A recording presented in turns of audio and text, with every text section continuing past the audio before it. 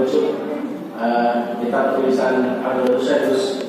Ya, Al-Rusyadus menulis ketidian Kinahyi an qat'atil arhami wal ikhwan.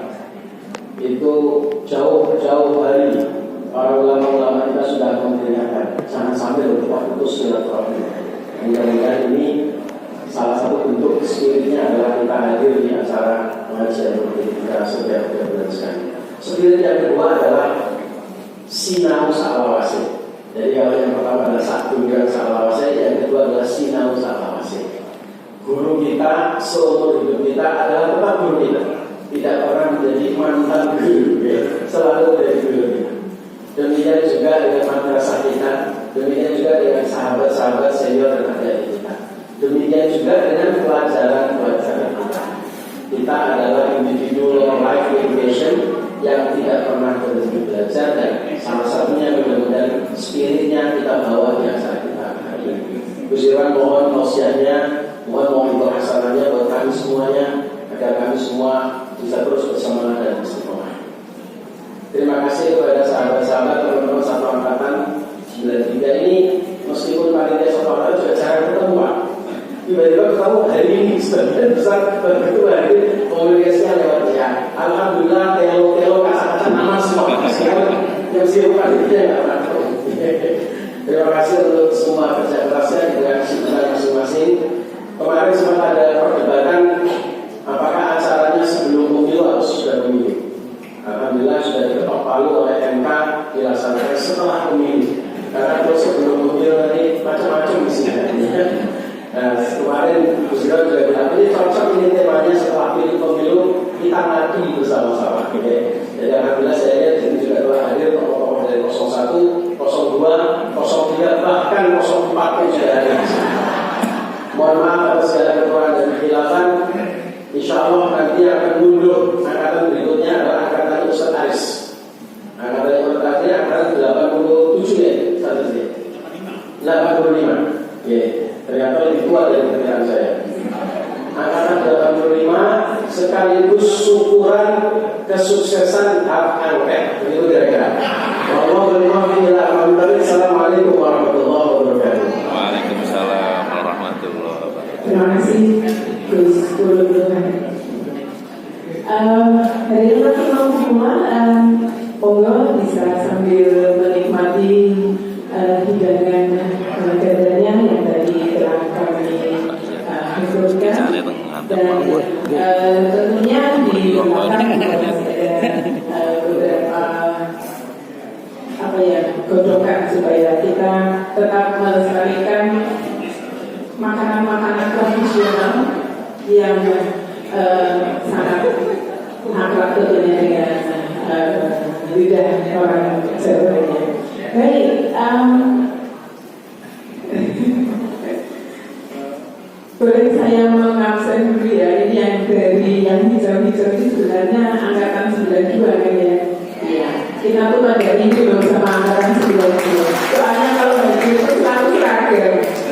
Berarti tiap gambar bisa gambarnya. Kemarin itu sempat biru itu ya. Ini hari ini ganti seragamnya juga hijau.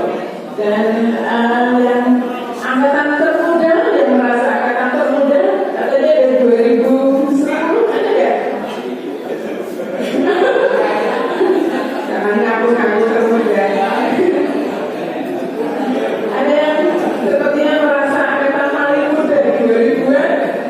Presiden, kan berapa Pak? 2000? Oh, 2003. Ada yang lebih baru lagi? 2023? Oh, iya ya, sekarang 2024 ya. Oke, ya. Besok teman-teman diajak ya Mbak ya, biar pengajian ini kan judulnya pengajian dan reuni ya. Kenalan juga dengan para pendahulu di MAN 1 Yogyakarta. Kalau dulu itu namanya MAN Yogyakarta 1 gitu ya. Nah, nanti ada MAN Yogyakarta 2, MAN Yogyakarta 3. Kalau sekarang dibalik jadi MAN 1 Yogyakarta. Baik, Tadi hadirin juga sudah mengambil pilihan doorpress ya, dan nanti insya Allah doorpressnya juga menarik dan tentunya bermanfaat bagi kita. Silakan ada teh panas sebenarnya juga yang tadi belum sempat mendapatkan membawa teh panas boleh di belakang ya, jadi bisa seperti itu. Baik, mari kita seperti yang tadi disampaikan Mas Ulun, kita akan berbagai pikiran sambil menimba ilmu juga dari Gus Irwan. Saya ikut nama Gus apa ya? Ya, moga kabar kepada Gus Irwan kami haturkan waktu sebenarnya.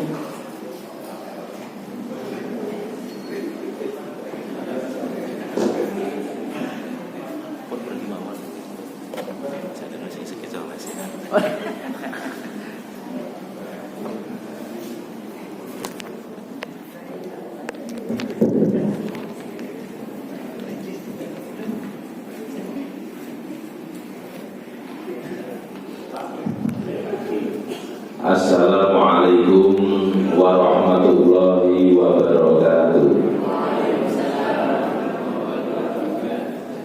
Niki sing ibu-ibu semangat jawab, ingkang kakung dereng jawab. Kadose mantane boten rawuh. Kula ansuri, assalamualaikum warahmatullahi wabarakatuh. Bismillahirrahmanirrahim. Alhamdulillahirabbil alamin. Wassalatu wassalamu ala asrafil anbiya'i wal mursalin wa ala alihi wa ashabihi ajma'in. Rabbi shrah li sadri wa lisani yafqahu qawli, amma ba'du.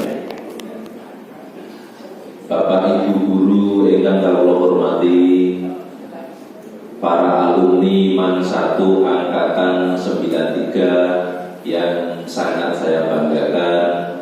Di sini ternyata saya kenal beberapa rekan-rekan, ada Gus Ulun dan juga ada tadi wali santri kami. Di sini juga alhamdulillah saya ketemu dengan Pak Zen. Beliau ini punya kenangan khusus di benak saya. Ketika tahun 2012 saya mengajar dan merintis madrasah, ini Pak Zen menjadi volunteer guru bahasa Inggris yang mau tidak digaji di tempat kami.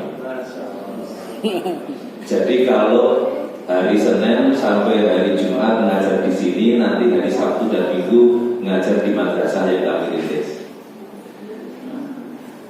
Sehingga saya mendefinisikan Pak Zen itu termasuk ulama yang sek. Jadi ulama itu ada 3, ulama sub, ulama sak, ulama sek. Kalau ulama sak itu ulama yang mau ngajar kalau digaji. Sak. Ada ulama sek. Kalau ditanya masalah agama, sek, saya jawab. Ada juga ulama yang tidak mau sak. Nah ini Pak Zen yang ngajar di tempat saya tidak mau digaji. Matur nuwun Pak Zen. Semoga menjadi amal saya.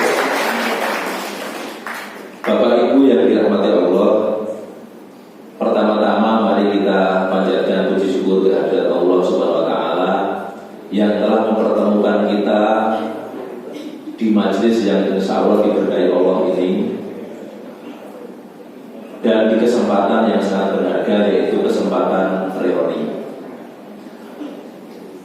Shalawat serta salam semoga senantiasa tercurahkan kepada junjungan kita Nabi Agung Muhammad Sallallahu Alaihi Wasallam. Semoga Bapak Ibu guru kita semuanya, para alumni 93 mendapatkan syafaat Nabi di hari akhir. Amin amin ya rabbal alamin. Momentum reuni ini kenapa harus kita syukuri? Karena saya ini tidak punya rekan SMP dan SMA. Jadi Bapak Ibu ini harus bersyukur sekali bisa sekolah SMP dan SMA. Pulau itu buatan nanti sekolah SMP SMA, sehingga kalau reuni temannya laki-laki semuanya. Sedikit cerita, saya itu lulus SD oleh orang tua kami, oleh orang tua saya dipondokkan di pondok pesantren Tegarejo Magelang. Semua santri jumlahnya 3.000, laki-laki semuanya. Saya bisa melihat perempuan itu setengah tahun sekali. Makanya teman saya itu ada yang suka dengan laki-laki. Karena setengah tahun sekali baru ketemu perempuan. Setelah itu saya mondok di Lirboyo 6 tahun, juga satu kelas yang 1.000 orang, satu angkatan 1.000 orang, laki-laki semuanya. Jadi kalau reuni semua laki-laki, nggak ada yang punya mantan. Nah kalau di sini nih saya melihat bapak-bapak ada yang ceria wajahnya, ibu-ibu ada yang ceria wajahnya, wajah-wajah CLBK. Cinta lama bersemi kembali. Ini merupakan kesempatan yang sangat berharga di mana Bapak Ibu dipertemukan dengan teman-teman lama. Tetapi saya melihat grup-grup alumni yang saya ikuti, baik itu di alumni Tegarejo, alumni Lirboyo, alumni Mesir, mungkin juga sama nasibnya dengan alumni Mancini. Selama pemilu, pembicaraannya bukan lagi bercanda, bukan lagi ngangkat-ngangkat, tapi mempromosikan capres masing-masing, mengkampanyekan capres masing-masing.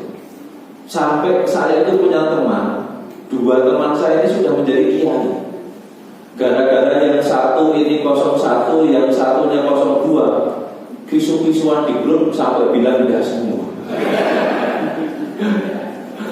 Padahal ini kiai membela capresnya sampai ngatain temannya dasmu. Apalagi yang bukan kiai. Mungkin bisa keluar matamu. Ini benar-benar terjadi bahwa kita ini membela pasangan capres kita sampai kadang-kadang melupakan kenangan-kenangan manis saat kita sekolah dulu di bangku SMA. Dan ketika saya membaca Bapak Ibu guru, Bapak Ibu alumni MAN 93, ternyata perpecahan umat Islam, sebab yang paling besar dari perpecahan umat Islam itu adalah asiasa politik. Umat Islam ini kalau hanya sekedar beda doa kunut, sejak sahabat dulu tidak sampai bunuh-bunuhan, paling yang ejek-ejekan, sholat komando spion. Kemudian umat Islam pada zaman sahabat, pada zaman tabi'in, pada zaman tabi'in tidak pernah bunuh-bunuhan hanya karena perbedaan qiraah membaca Al-Quran. Bahkan para sahabat ini kalau membaca Al-Quran, langgamnya, logatnya berbeda-beda, qiraahnya juga berbeda-beda. Para sahabat ketika menafsiri Al-Quran, penafsirannya juga berbeda-beda. Ada yang kalau menafsir Al-Quran itu tasatu, saking semangatnya beragama. Temannya melempar jumroh pakai kerikil kecil, dia cari batu besar-besar. Katanya biar setannya keluar. Ini zaman sahabat banyak sekali perbedaan. Sampai-sampai Umar bin Khattab bertanya kepada Ibnu Abbas, wahai Ibnu Abbas, engkau adalah tarjumanul Quran, engkau adalah pakar Al-Quran, penafsir Al-Quran. Saya ingin tanya, limada tahtalifu umatun Nabi wa nabiyuhu Muhammadun wa kitabuhu Quranun. Kenapa umat Islam ini berbeda-beda padahal nabinya Nabi Muhammad, Qurannya kitab Al-Quran, kiblatnya juga satu. Kenapa kok berbeda-beda? Diterangkan sebab perbedaan, kemudian dijawab ikhtilafu umat rahmah. perbedaan umat ini adalah rahmat.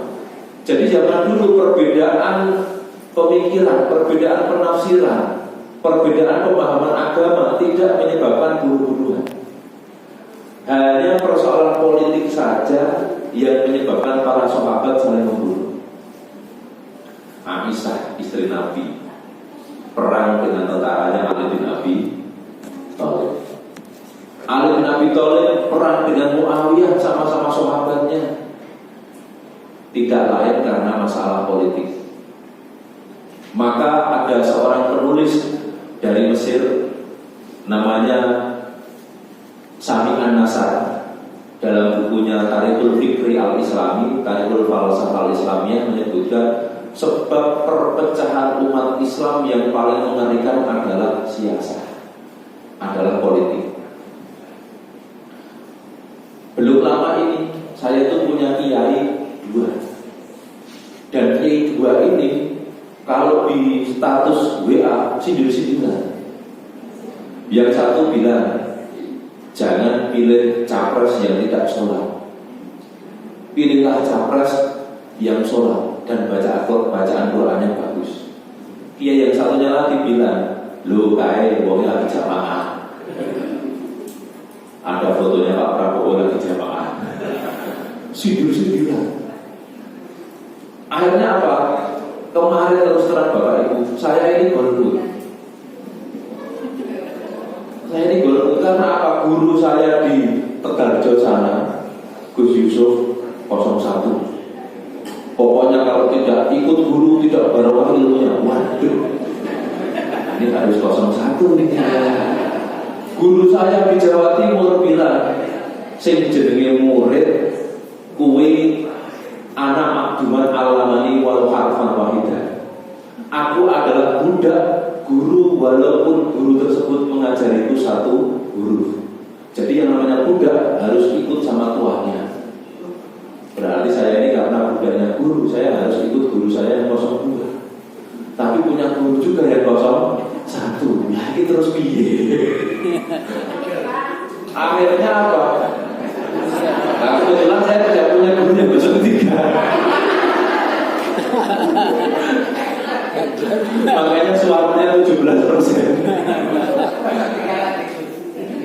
Akhirnya Bapak Ibu saya itu menggunakan kaidah fikih yang diajarkan oleh dua guru tersebut.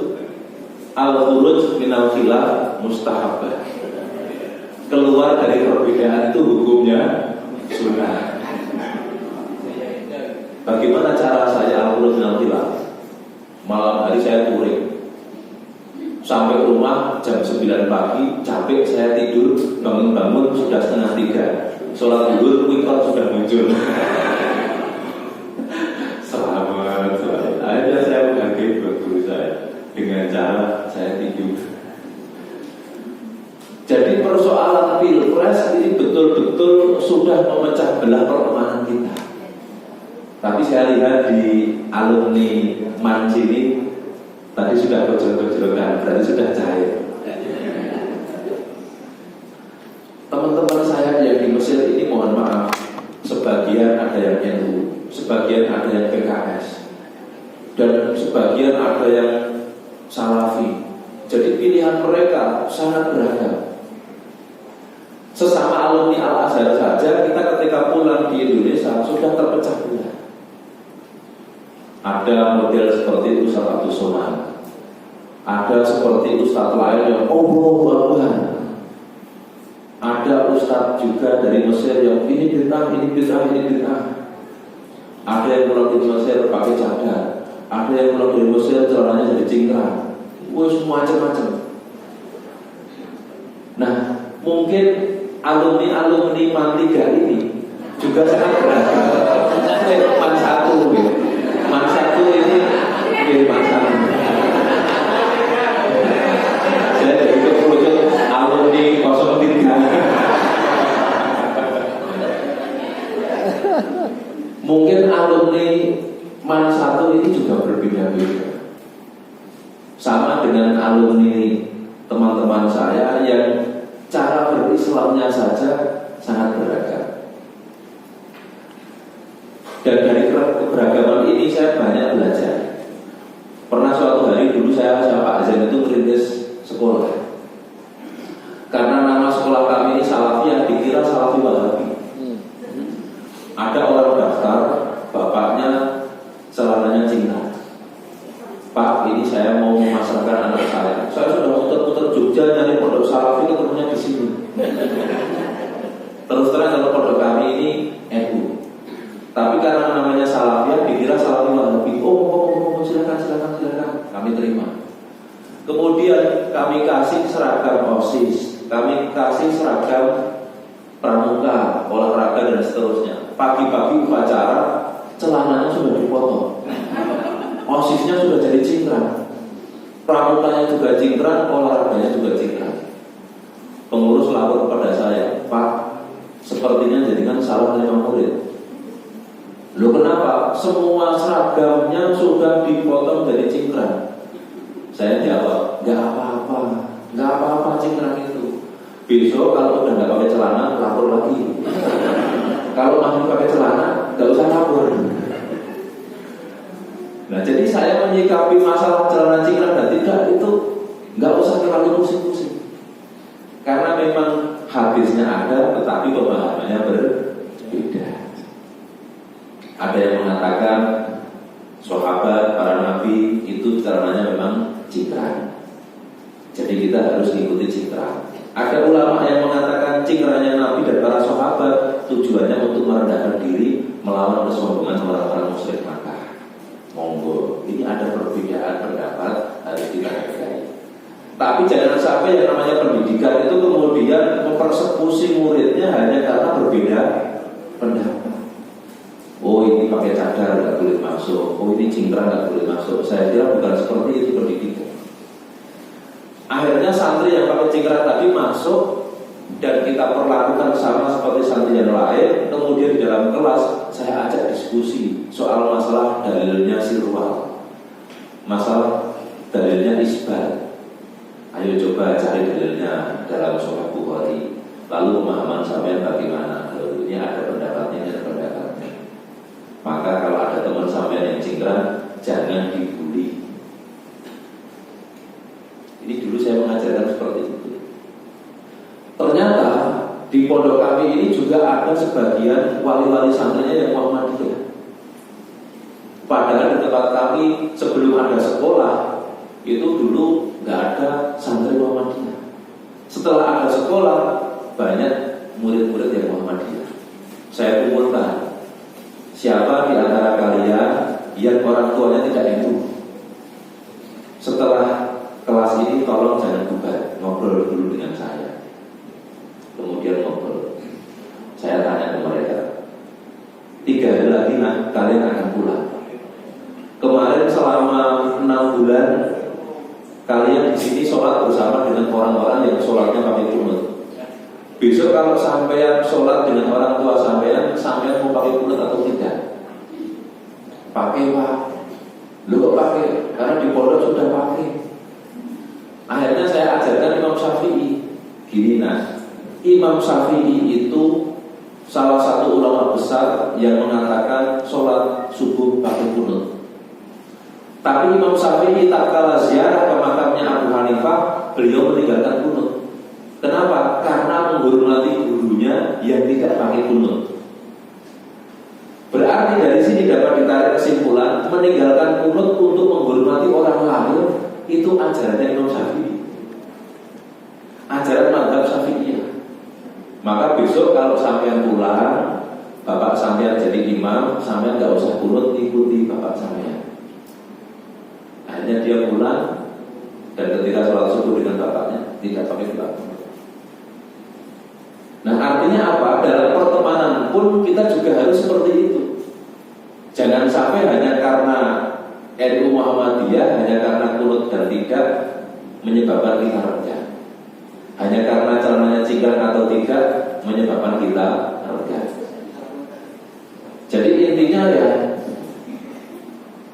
kekancang saklawase itu tanpa melihat apakah dia pakai cadar atau tidak, apakah celananya cingkrang atau tidak, apakah subuhnya pakai kunut atau tidak, apakah pilihannya 01 atau 02,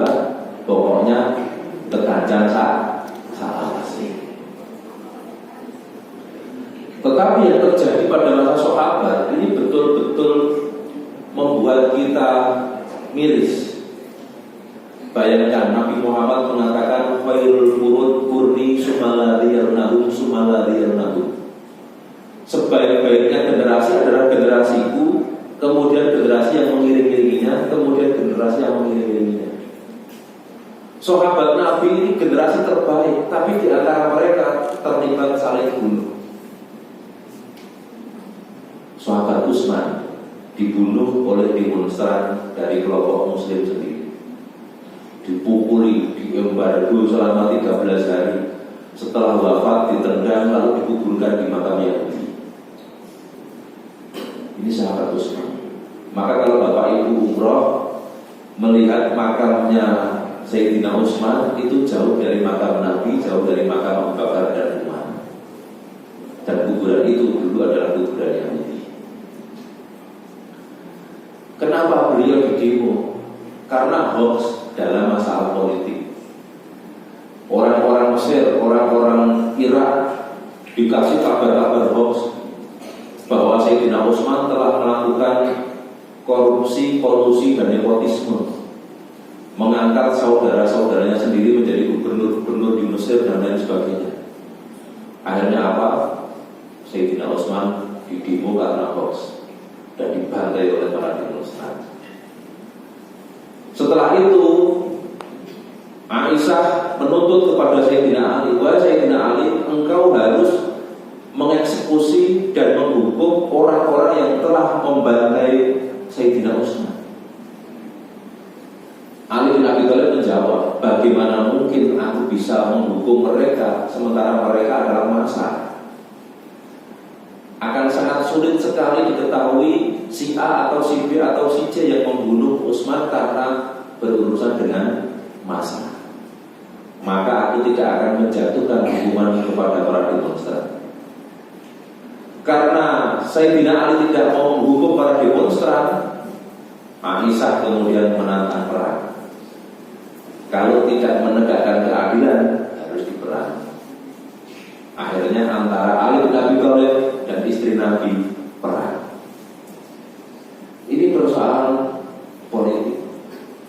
Dan umat Islam terus-menerus terpecah belah setelah Khulafaur Rasyidin muncul dinasti Umayyah. Setelah itu Abbasiyah pecah lagi, muncul dinasti Buwaiyah, muncul lagi dinasti Saljukiyah, muncul lagi di Andalusia ada Muwahhidin Murabbitin, muncul lagi di Turki Utsmani dan seterusnya. Sampai munculnya Duwailah atau negara-negara kecil di mana umat Islam sudah terpecah-pecah. Nah, ini karena tidak lain karena urusan apa? Politik. Wong saat ini niku nek berbeda pendapat, niku pun boten nyebabke perpecahan. Biasanya yang menyebabkan perpecahan niku nek perbedaan pendapatan. Podo-podo gurune, jangan-jangan ya podo, kok honorariumnya gitu.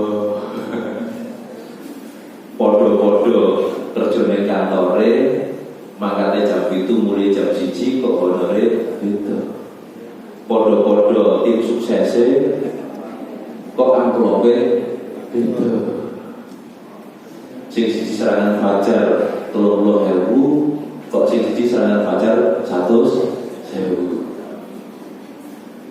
Jadi Bapak Ibu yang dirahmati oleh Allah, persoalan siasat inilah yang harus kita waspadai. Jangan sampai memecah belah persaudaraan kita. Jangan sampai memecah belah pertikaian, memecah belah persaudaraan kita. Maka para ulama pernah berkata, al-ikhtilafu mahmudun wal-iftiraku madhmumun.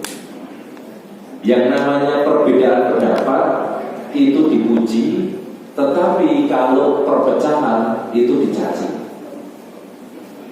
Nah, pernah suatu hari ada murid kami ini pukul-pukulan gara-gara saling menghina saat diskusi. Yang pertama, ada santri kami itu yang jidatnya hitam. Kemudian Kemudian ada santri lain yang jidatnya tidak hitam. Kemudian yang hitam itu mengejek yang tidak hitam. Kamu kalau tidak ada asal sujud, berarti Islam kamu nggak benar.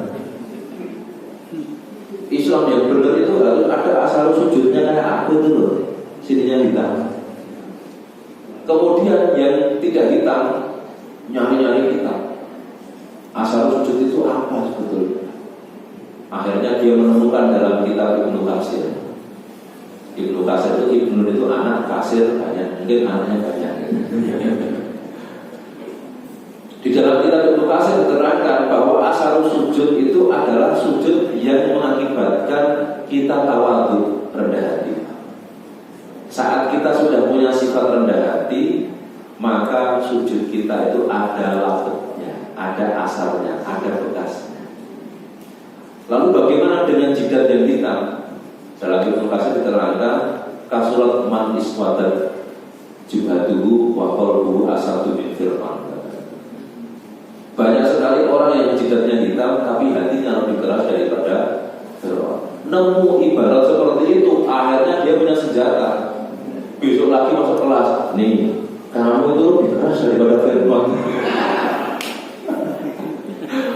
Wah, gak terima dibilang lebih keras dari Fir'aun, akhirnya pisu-pisuan, pukul-pukul. Nah, ini santri yang tidak memiliki etika berbeda pendapat. Kalau Imam Syafi'i itu sudah mengajarkan kita, ra'yuna shawabun yahtamil khata'. Pendapatku itu benar tapi mungkin salah. Wa ra'yu ghairina khata'un yahtamil shawab.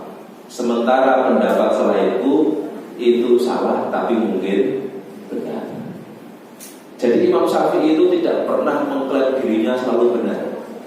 Bisa benar, bisa salah. Pendapat selainnya salah tapi juga bisa benar. Kalau semua umat Islam itu akhlaknya seperti Imam Syafi'i, insya Allah masjid-masjid kita ini ayo. Masjid-masjid kita insya Allah damai. Wong sekarang ini Bapak Ibu nyuwun ngapunten, di tingkatan murid-murid itu sudah berusaha untuk mendoktrin teman-temannya. Saya pernah melakukan penelitian dulu dengan teman-teman peneliti soal masalah fenomena rohis di sekolah. Ternyata rohis itu ya dari beragam latar belakang, sehingga mereka mendoktrin teman-temannya untuk mengikuti pahamnya masing-masing. Ini di tingkat siswa saja sudah ada gesekan-gesekan hanya karena perbedaan pemahaman. Dan yang lebih mengerikan lagi Bapak Ibu, ini laporan dari BIN, Badan Intelijen. Saya pernah diberi informasi, Pak, di Jogja ini ada beberapa sekolah yang sudah tidak mau lagi hormat bendera merah putih. Terus diganti apa benderanya? Diganti bendera berwarna hitam, berwarna putih, bertuliskan La ilaha illallah Muhammadur Rasulullah. Seperti benderanya beberapa organisasi baik di Indonesia maupun di Timur Tengah. Kalau di Timur Tengah dipakai ISIS, dipakai Al-Qaeda. Di Indonesia dipakai beberapa organisasi. Jadi bendera merah putih saat upacara, saat pramuka diganti dengan bendera tauhid. Saya tanya kepada mereka, kebetulan saya ini pernah dipercaya mendampingi napiter-napiter atau napi-napi teroris. Napiter-napiter juga punya pemahaman sama, tidak mau hormat bendera merah putih. Saya tanya kepada mereka, kenapa Bapak Ibu panjenengan itu tidak mau hormat bendera merah putih? Padahal jelas Bapak Ibu guru kita dulu setiap Senin upacara hormat gerak. Ternyata napiter ini punya dalil. Kami tidak mau hormat bendera merah putih karena dalam Sahih Bukhari, ini kitab yang paling valid setelah Al-Quran, ada sebuah hadis karena royatul Rasul waliwaul Rasul abyad atau aswad kutiba fiha la ilaha illallah Muhammadur Rasulullah. Panji-panji dan bendera Rasul itu berwarna putih ataupun berwarna hitam, bertuliskan la ilaha illallah Muhammadur Rasulullah. Berarti bendera merah putih itu bid'ah. karena bertentangan dengan bendera Rasul yang berwarna hitam atau putih. Ini pendapat Nabi Dara. Setelah saya tanyakan cross check ke beberapa siswa, ternyata pemahamannya sama persis. Mereka mengacu pada hadis tersebut. Nah, ini yang bisa menjawab hanya alumni-alumni MAN 1. Dan kalau kita rujuk mengkaji hadis, dulu di MAN 1 ini ada pelajaran namanya apa? Quran, hadis atau Qur'is. Di dalam pelajaran Quran hadis kita diajarkan oleh guru-guru kita, kalau mempelajari hadis sebaiknya mempelajari ulumul hadis, mempelajari asbabul wurudnya hadis, syukur-syukur mempelajari kitab-kitab syarahnya hadis. Jika kita lihat di dalam ulumul hadis, ternyata hadis tersebut oleh Ibnu Hajar al-Asqalani dikatakan wasanaduhu wahid. Sanad hadis tersebut wahid, yaitu lemah sekali. Matruhul hadis, hadis yang perlu untuk diabaikan. Jadi dari sini dapat kita simpulkan Sahih Bukhari itu benar kitab paling valid setelah Al-Quran, tapi tidak menutup kemungkinan beberapa hadisnya problematik. Dan ini menurut Ibnu Hajar al-Asqalani, ulama ahli hadis yang mensyarahi kitab Sahih Bukhari. Kalau kita menggunakan pendapatnya Ibnu Hajar al-Asqalani, maka bendera merah putih ini tidak bid'ah. Karena apa? Karena Rasulullah tidak punya bendera sama sekali. Dan hadis tentang bendera ini hadisnya lemah sekali. Untuk menguatkan, kita harus merujuk pada pelajaran kita dulu SKI, Sejarah Kebudayaan Islam. Di SKI diterangkan bahwa sosiolog Muslim pertama adalah Ibnu Khaldun. Punya kitab judulnya Muqaddimah Ibnu Khaldun. Setelah saya cek dalam kitab Muqaddimah Ibnu Khaldun, disampaikan oleh beliau bahwa bendera umat Islam mulai dari masa sahabat, tabi'in, tabi'in terus menerus sampai Umayyah, Abbasiyah, Buayyah, Saljukiyah, Murabbitin, Wahidin, benderanya selalu berbeda-beda. Macam-macam warnanya, macam-macam tulisannya, macam-macam ukirannya. Sampai ke Kesultanan Yogyakarta, Kesultanan Surakarta, benderanya juga beda. Ini menunjukkan bahwa la tujadu arwayatu waliwa fil Islam. Tidak ada ajaran bendera dan niku dan panji-panji di dalam Islam. Artinya Islam tidak mengatur urusan bendera. Dengan demikian kita hormat bendera merah putih, tidak bid'ah. Dan bertentangan dengan hadis tadi tidak apa-apa karena hadisnya hadis yang sangat lemah sekali. Nah ini sing saged jawab alumni MAN 1 yang mempelajari Qur'is sekaligus mempelajari SKI. Jadi pelajaran-pelajaran kita di sekolah ini ternyata manfaatnya luar biasa untuk menyikapi fenomena-fenomena keagamaan di sekitar kita. Belum lama ini ada persoalan, yaitu munculnya fatwa-fatwa yang kadang-kadang kita bingung. Ini terjadi tidak hanya di Indonesia tapi juga di Mesir. Di Mesir itu sampai ada sebuah kitab yang judulnya Al-Fatawa Al-Mudhikah, fatwa-fatwa yang membuat kita tertawa terbahak-bahak. Ada seorang mustafti atau masyarakat tanya kepada mufti, kebetulan muftinya ini salafi. Wahai Syekh, bagaimana hukumnya campur putra-putri seperti di ruangan ini? Atau campur putra-putri di sebuah ruangan perkantoran? Syekhnya menjawab, ada yang mengatakan ini Syekhnya memang kontra dengan Al-Azhar.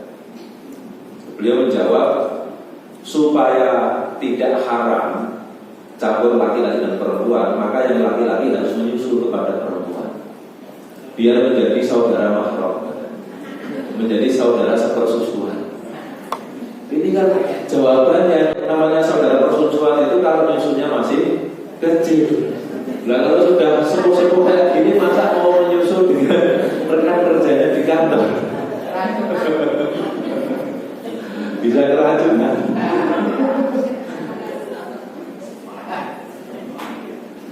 Dan sekarang ini Bapak Ibu, untuk menjadi orang yang pernah mempelajari agama Islam di madrasah-madrasah, ini tantangan di masyarakatnya juga berat. Masjid-masjid kita, Panjenengan merasakan, masjid-masjid kita ini sekarang kalau sholat alirannya sudah macam-macam. Tempat imaman yang kecil dan tempat khotbah yang kecil sudah digunakan rebutan umat Islam berbagai aliran. Belum lama ini Ustaz Salamah di Surabaya kajiannya konon dibubarkan. Ada yang mengatakan yang membubarkan Banser karena sudah ada perjanjian, tapi kemudian perjanjiannya tidak berjalan. Versinya macam-macam. Sudah mulai pemboikotan pengajian. Yang sana kelompok Salafi memboikot NU, yang sana Banser memboikot yang Salafi, yang sebelah sana kelompok satu memboikot Ahmadiyah, yang sebelah sana memboikot FTK. Sudah terjadi boikot-memboikot. Maka menjadi alumni MAN 1 ini harus menjadi pencerah di kampung kita masing-masing, supaya masjid kita, komunitas kita tetap saling menghormati satu sama lain. Mungkin apa betul Ibu? Pernah ke Masjid Pulau lebih sholat, depan barisan saya ini ketut. Akhirnya saya melangkah 2 kali berhenti, kemudian melangkah 1 kali supaya softnya terisi. Setelah saya salam, ditabok sama orang di belakang saya. Sholat kok melaku-melaku aja. Sholat kok melaku, padahal aturannya memang sunnahnya seperti itu. Kalau ada soft kosong kita isi, tapi asalkan jalannya tidak kemudian 3 langkah berturut-turut. Kalau jalannya 3 langkah berturut-turut, sholat kita batal. Tapi kalau jalannya 2 langkah berhenti, 2 langkah lagi berhenti, walaupun kita sampai soft depan sendiri, tidak batal sholat. Ini memang para ulama sudah menuliskan ajarannya dalam kitab-kitab fikih seperti itu. Tapi ada orang ngamuk dari belakang, sholat kok melaku. Ini berarti apa Bapak Ibu? Berarti yang menyebabkan perpecahan di masyarakat kita ini juga karena al-jahil, kebodohan. Bukannya kita merasa sok pintar, kita masih terus belajar, karena thalabul ilmi niku minal mahdi ilal lahdi. Mencari ilmu itu mulai dari kita lahir sampai besok kita meninggal dunia. Bahkan dikatakan dalam kitab yang tadi dikutip oleh Gus Ulud, an-nahyu an muqata'atil arham, larangan memecah belah silaturahmi. Di sana dikatakan at-ta'alluq itu asinin sumasinin, berpuluh-puluh tahun lalu berpuluh-puluh tahun. Nah dari sini maka monggo Bapak Ibu semuanya, walaupun kita sudah lulus dari MAN 1, semoga kita masih terus bisa belajar, kita masih bisa silaturahmi. Syukur-syukur di sini ada duda dan janda bisa dinikahkan. Amin amin ya rabbal alamin. Karena apa? Alumni MAN 1 itu punya dalil. Dalilnya adalah man janda wa janda. Kalau alumni Gontor, dalilnya man janda wa janda. Barang siapa yang bersungguh-sungguh, dia akan sukses. Tapi kalau alumni MAN 1 yang sudah duda, dalilnya beda. Man janda wa janda. Barang siapa mencari janda, maka dia akan memperoleh janda. Semoga nanti yang duda mendapatkan janda. Amin ya rabbal alamin. Mungkin atas Bapak Ibu yang sadar kaula aturaken bilih wonten lepatipun ya tak itu kaula nyuwun yang kata wal-farid wal minkum. Wassalamualaikum warahmatullahi wabarakatuh. Oh, menarik sekali tadi yang disampaikan oleh Gus Irwan ya. Dan satu hal yang tadi cukup saya ingat bahwa yang akan menghancurkan umat Islam itu sebenarnya adalah hanya satu, yaitu politik. Baik Bapak Ibu, pilihan kita 01 atau 02 tidak masalah. Yang penting kita tetap alumni Wanisa.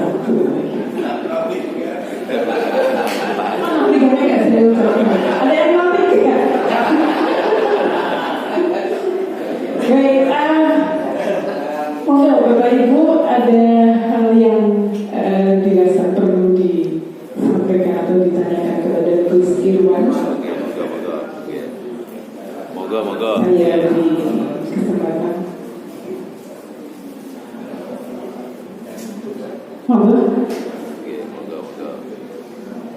Tadi yang katanya ada tim sukses dari mana tadi Gus? Oh, ada 01. Ada yang ingin disampaikan kepada Gus Irwan kalau bertanya? Boleh lo bebas lo ini. Pertanyaannya bebas ya.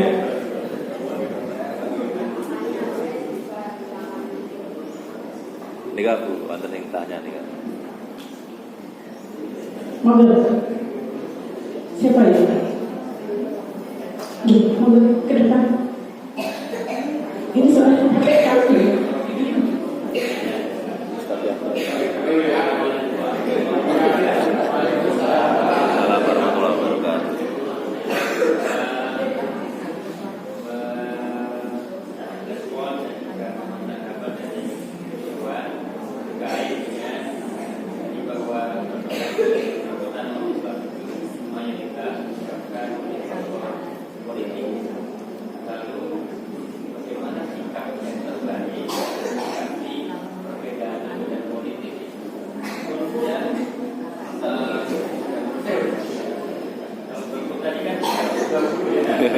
Assalamualaikum warahmatullahi wabarakatuh.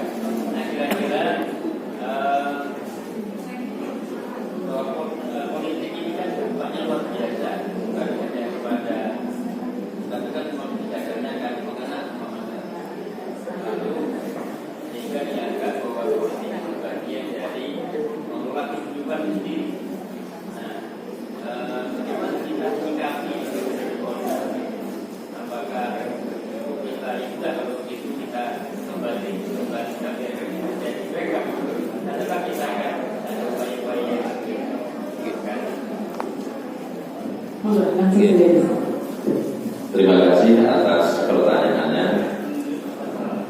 Pak Kasyanto. Pak Kasyanto. Bapaknya Pak Suyanto. Kita dalam berbangsa dan bernegara tentu tidak bisa jika bersifat apolitis. Karena bangsa dan negara kita ini memang kita mengatur kehidupan ini ya butuh politik. Mengatur negara butuh politik, bahkan mengatur keluarga saja kita butuh politik. Maka bukan berarti bahwa kita menjauhi politik yang memecah belah, kita menjauhi politik kemaslahatan. Kalau kita lihat politik yang memecah belah umat Islam pada masa lalu, ini adalah politik yang kemudian mengakibatkan ayat-ayat dipolitisasi, agama dipolitisasi. Salah satu contoh kemunculan Khawarij. Ini guru-guru kita dulu kalau di SKI sudah mengajarkan juga. Saat Khawarij muncul, Khawarij menggunakan ayat wa ma lam yahkum bima anzalallah fa ulaika humul kafirun. Barang siapa yang berhukum tidak dengan hukum Allah, maka dia kafir. Di sini perbedaan pandangan politik kemudian membawa-bawa ayat. Lalu lawan politik dikafirkan. Terjadilah peperangan. Bahkan Ali bin Abi Thalib juga dibunuh oleh Ibnu Muljam, seorang penghafal Al-Quran, karena Ibnu Muljam mengkafirkan Sayyidina Ali dengan ayat tersebut. Dan ini terjadi juga di Indonesia. Pada saat dulu masih partainya P3 dan Golkar PDI, sering sekali ada kiai di P3 pakai ayat, kiai di Golkar pakai ayat. Yang di P3 pakai ayat, fawalu wujuhakum satral masjidil haram, fa'aina matuwalu fasama wajhullah, dan lain sebagainya. Maka ayo cobloslah partai yang ada Ka'bahnya, pakai ayat itu. Yang Golkar nyari ayat-ayat soal sajarah, ketemu di dalam banyak ayat, ketemu ayat-ayat sajarah. Giliran PDIP sulit mencari ayat bandeng, ketemunya surat Al-Baqarah.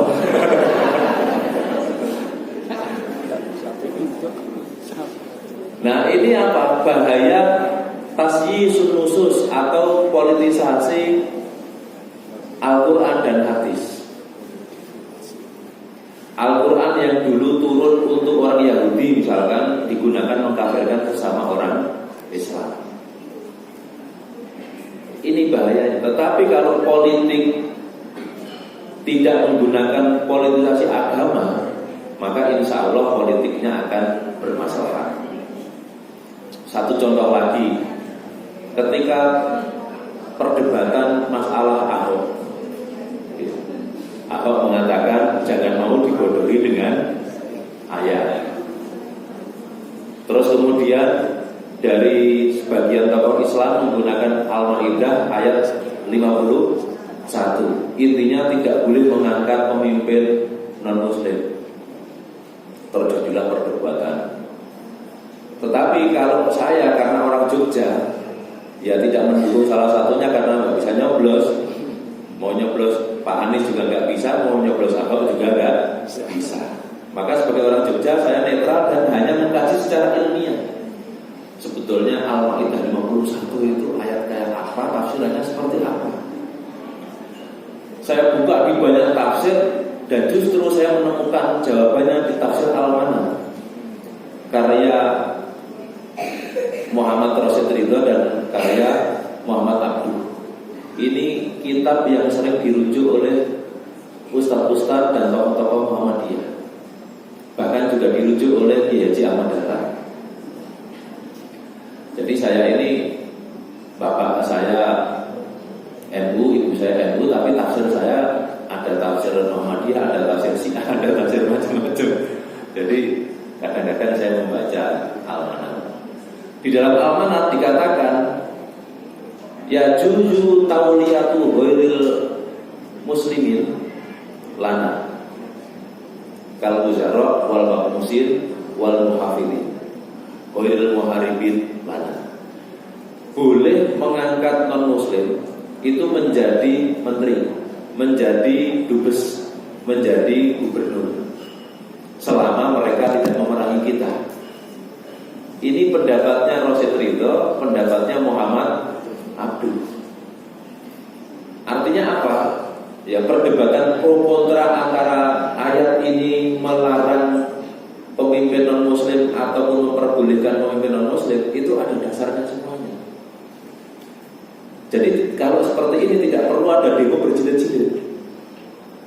Tapi karena masing-masing itu menggunakan versinya masing-masing, terjadilah demo berjilid-jilid di Monas. Nah, ini bukti bahwa agama sering dipolitisasi dan terjadilah gesekan sosial yang sangat luar biasa. Ali bin Abi Thalib dibunuh karena politisasi ayat "Wamalam yaqum bima anzalallah". Sekarang di Indonesia ini juga terjadi dengan ayat itu. Saya pernah beberapa kali ketemu dengan teman-teman saya di pondok pesantren. Sekarang ini ada yang menjadi pimpinan Hizbut Tahrir, yaitu salah satu organisasi yang sudah dilarang di Indonesia. Teman saya satu kelas menjadi Ustadz Hizbut Tahrir. Kemudian saya ajak dialog, kok bisa kamu dulu mondok di pondok NU, kok sekarang jadi Ustadznya Hizbut Tahrir? Apa pendapatmu? Pendapatku, kiai-kiai kita itu tidak mengamalkan kitab kuning. Kiai-kiai kita itu tidak mengamalkan ilmu tentang khilafah Islam. Loh kok bisa? Iya. Karena setelah saya teliti, kata teman saya, mulai dari Fathul Qorib, Fathul Mu'in, Fathul Wahab, Fathul Bari, semua ada ajaran tentang khilafah Islam kecuali Fathul Izar. Kalau Fathul Izar itu kan kitab seks. Jadi kita bagaimana cara suami istri itu berhubungan, bagaimana supaya bapak-bapak itu kuat, tidak ejakulasi dini dan lain sebagainya, itu diajarkan di kitab ini. Jadi intinya kiai-kiai kita tidak mengamalkan kitab-kitab ini. Terus menurut kamu kiai kita ini bagaimana? Mereka sudah kafir. Karena apa? Kiai-kiai kita dulu sudah kafir, bahkan warga negara Indonesia ini yang setuju dengan NKRI, yang setuju dengan UUD, itu semuanya kafir semuanya, murtad semuanya. Karena mereka menyembah tauhid berupa UUD 45. Ini kata teman saya ini.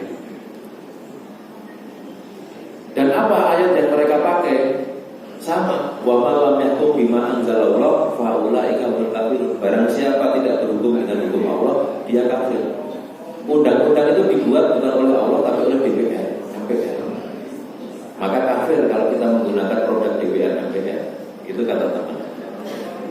Nah terus bagaimana sikap kita sebagai alumni Mansatu ini? Sebagai alumni pesantren, sebagai alumni madrasah. Tentu kita punya ayat lain yang sering diajarkan oleh guru-guru kita, wasawirhum fil amri wa amruhum syura. Urusan kalian itu berdasarkan musyawarah. Maka menjadi MPR, Majelis Permusyawaratan Rakyat, Majelis Bahasa Arab, Majelis Musyawarat Permusyawaratan, Musyawarah Sawir Suro, Rakyat Ramiyah, DPR Dewan Permusyawaratan Rakyat, Dewan Musyawarah Ramiyah. Ini semuanya sudah Islam, sudah memenuhi kriteria wasawirhum fil amri dan wa amruhum syura. Maka dengan kita merujuk Undang-Undang 45, kita tidak merujuk pada tauhid, tapi kita mengamalkan Al-Quran berupa wasawirhum fil amri. Nah ini terjadilah diskusi. Tapi teman saya ini tetap mengikuti jalannya yang sekarang dan belum kembali ke jalan guru-gurunya. Beliau masih menganggap gurunya ini murtad, masih menganggap mayoritas umat Islam di Indonesia ini murtad. Dengan ayat yang sama kemudian dipolitisasi. Jadi jawaban dari pertanyaan tadi adalah politik ini penting, tapi jangan sampai kita menggunakan ayat-ayat untuk tujuan-tujuan justifikasi terhadap kepentingan-kepentingan politik. Mungkin itu Bapak yang bisa saya sampaikan. Saya kembalikan ke Bapak. Terjawab ini Pak, mudah-mudahan. Baik, Bapak Ibu masih ada yang mau menyampaikan pertanyaan? Ibu-ibu mungkin monggo bebas. Yes, selingi door press. Oh ya, selingi door press.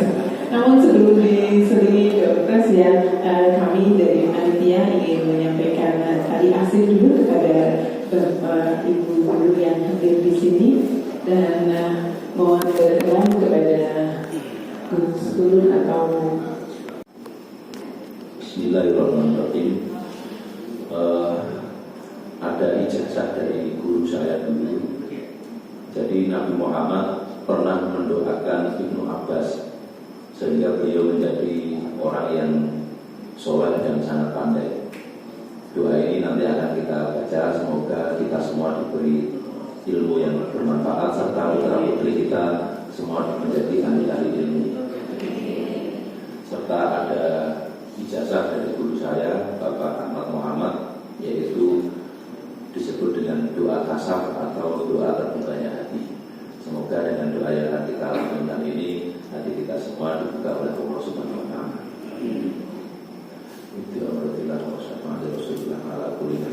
Al-Fatihah.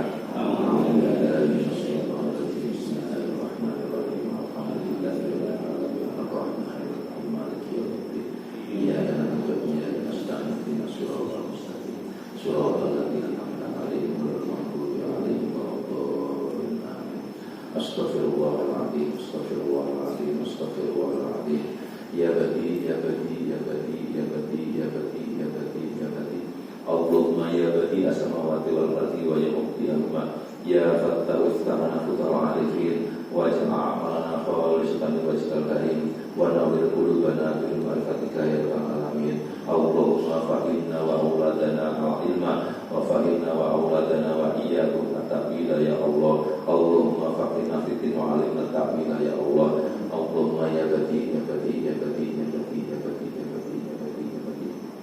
Allahumma ya badi asmawati wal ardi wa ya mukti Allahumma ya fatal istana futuha aliki wa jala a'malana khalisatan liwajhikal karim wa nawwir qulubana bi nuri ma'rifatika ya Rabbal alamin. Ya badi ya badi ya badi ya badi ya badi ya badi ya badi ya badi ya badi. Allahumma ya badi asmawati wal ardi wa ya mukti Allahumma ya fatal istana futuha aliki wa jala a'malana khalisatan liwajhikal karim wa nawwir qulubana bi nuri ma'rifatika ya Rabbal alamin. Ya Allah, semoga Engkau jadikan alumni MAN 1 angkatan 97 ini sebagai generasi emas, generasi yang mencerahkan masyarakat, generasi yang Engkau beri ilmu yang berkah, generasi yang Engkau beri rezeki yang melimpah dan berkah, generasi yang selalu mengayomi masyarakat. Ya Allah, semoga alumni MAN 1 angkatan 93 Engkau beri kehidupan yang istiqomah, Engkau beri ibadah yang makbulah diterima oleh Allah Subhanahu wa taala.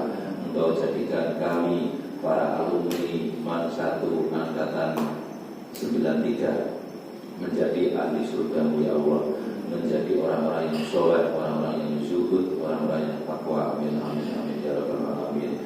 Menjadi aulia-Mu ya Allah, menjadi aulia-Mu, menjadi aulia-Mu ya Allah. Rabbana atina fid dunya hasanah wa fil akhirati hasanah wa qina adzabannar. Walhamdulillahi